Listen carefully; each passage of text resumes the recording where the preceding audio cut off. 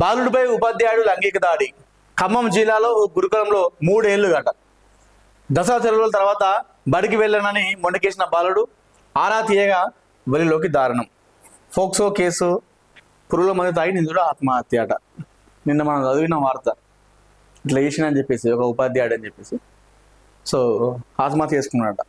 బయట అందరూ తెలిసిన తర్వాత మొత్తం బయట అందరూ తెలుస్తుంది కదా, ఎవరు పలానా అంటే పలానాడు, పలానా సుధాకర్ అట, పలానా ప్రభాకర్ అట అని చెప్పినాక మానానికి సూసైడ్ చేసుకుని చనిపోయింది.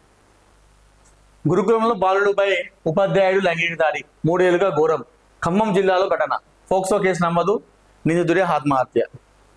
కొణిజర్ల, మధిర రూరల్.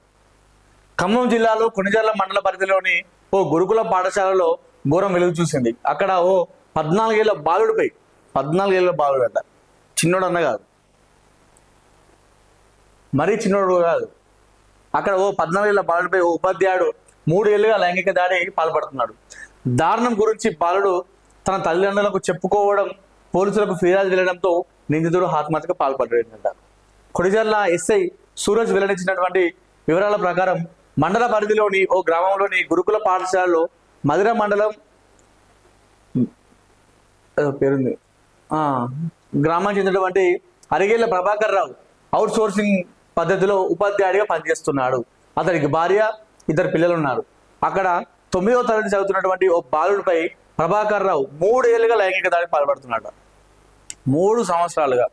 మరి 3 ఏళ్లుగా బాలుడు ఎందుకు లైట్ తీసుకున్నాడు? మరి ఇంట్లో చెప్పకుండా భయపడిచ్చిండా? మరి అసలు ఏంది? తొలుత ఇంట్లో చెప్పేందుకు భయపడిన ఆ బాలుడు ఇటీవల దసరా సెలవులకు ఇంటికి వెళ్ళాడు. సెలవుల అనంతరం గురుకులానికి వెళ్ళడానికి ఇష్టపడలేదట. కారణం ఏమిటి అంటూ ఇక భయపడ్డాడు. 3 సంవత్సరాలు ఇదే టార్చర్ కావచ్చు. టార్చర్ అనుభవించలేక దసరాకి వచ్చిందంట. దసరాకి వస్తే సెలవులు అయిపోయినాయి, పోరా అంటే నేను పోనా అని చెప్పిందట. ఎందుకు పోతులేవు, ఏందిరా అని అడగంగా ముచ్చడంతా చెప్పిందట. తల్లిదండ్రులు అనేక మార్లు అడిగాక చివరికి ఉపాధ్యాయుడు ప్రభాకర్ రావు తన పట్ల పాల్పడుతున్నటువంటి ఘోరాన్ని వివరించారు. ఈ ఘటనపై బాలుడు తండ్రి ఆదివారం రాత్రి కొణిజర్ల పోలీస్ స్టేషన్లో ఫిర్యాదు చేశారు. ప్రభాకర్ రావుపై ఫోక్సో కేసు నమోదు చేశారు. ఈ ఘటనకు సంబంధించి ప్రభాకర్ రావును ప్రిన్సిపాల్ మందలించారని, ఈ క్రమంలోనే ఉద్యోగానికి ప్రభాకర్ రావు రాజీనామా చేశారని తెలిసిందట. ఓకే, ఫోక్సో కేసు నమోదు చేసిన తర్వాత ప్రిన్సిపాల్ ప్రభాకర్ రావును పిలిపించుకున్నాడట, తిట్టిందట, మందలించిందట. ఉద్యోగాన్ని కూడా ప్రభాకర్ రావు రాజీనామా చేసిందట. తనపై కేసు నమోదైందన్న విషయం తెలుసుకున్నటువంటి ప్రభాకర్ రావు ఆదివారం రాత్రి తన స్వగ్రామంలోని ఓ రియల్ ఎస్టేట్ వెంచర్ వద్ద పురుగుల మందు తాగాడు. తర్వాత ఇంటికి ఫోన్ చేసి తాను ఆత్మహత్య చేసుకుంటున్నానని, పిల్లలను బాగా చదివించాలని కుటుంబ సభ్యులకు చెప్పాడు. ఆందోళన చెందినటువంటి కుటుంబ సభ్యులు వెంచర్ వద్దకు చేరుకున్న అతన్ని మధిరలోని ఓ ప్రైవేట్ హాస్పిటల్ తరలించారు. పరిస్థితి విషమంగా ఉండడంతో హైదరాబాద్ తరలించారు. అక్కడ చికిత్స పొందుతూ సోమవారం మధ్యాహ్నం మృతి చెందాడు. ఏంది ఇప్పుడు ఇది? నువ్వు ఈ ఘాతానికి పాల్పడ్డావు, కేసు అయిందని చెప్పేసి కేసు నమోదైంది. కేసు అయితే మొత్తం అందరికి వెళ్తాయని చెప్పేసి సూసైడ్ చేసుకున్నావు, చనిపోయాను, వెళ్ళిపోయాను. ఇప్పుడు ఆ భారాన్ని, ఆ అవమానాన్ని ఎవరు మోస్తారు? ఎవరు మోయాలి? ఇప్పుడు వాళ్ళ కుటుంబ సభ్యులే కదా. ఇప్పుడు వాళ్ళ భార్య, వాళ్ళ పిల్లల మీదకి ఎంత ఇది, వాళ్ళ భారానంతా వాళ్ళే మోస్తారు కదా. నీ పాటికి నువ్వు దారుణం చేసినావు 3 సంవత్సరాలుగా. మరి అది కరెక్ట్ కాదు కదా. అది ఎంత దారుణం అది. సరే, సూసైడ్ చేసుకున్న వ్యక్తి గురించి మనం మాట్లాడద్దు, నువ్వు తప్పుగా మాట్లాడద్దు, కానీ చేసిన తప్పే కదా. 3 ఏళ్లుగా లైంగిక దాడి అంటే ఏంటంటే, 14 ఏళ్ల బాలుడు అంటే 11 సంవత్సరాలుగా ఆ బాలుడు పైన హాస్టల్లో లైంగిక దాడి పాల్పడుతున్నాడు.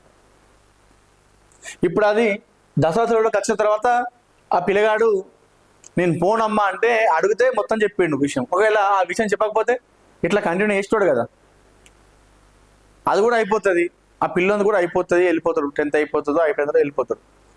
సో ఇట్లా చెప్పకపోతే ఆ నెక్స్ట్ ఇంకొకరు కూడా ఈ దాడికి పాల్పడతారు కదా, ఎవరో ఒకరు. ఇదేం బుద్ధి మరి?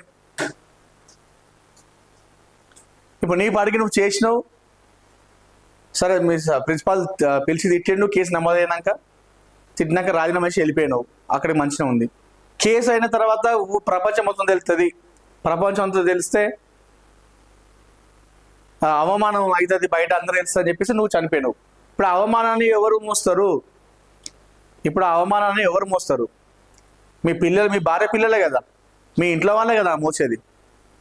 నువ్వు చేసిన పనికి మీ వాళ్ళందరూ ఇబ్బంది పడాలా, మీ ఇంట్లో వాళ్ళు మొత్తం అది చేయాలా?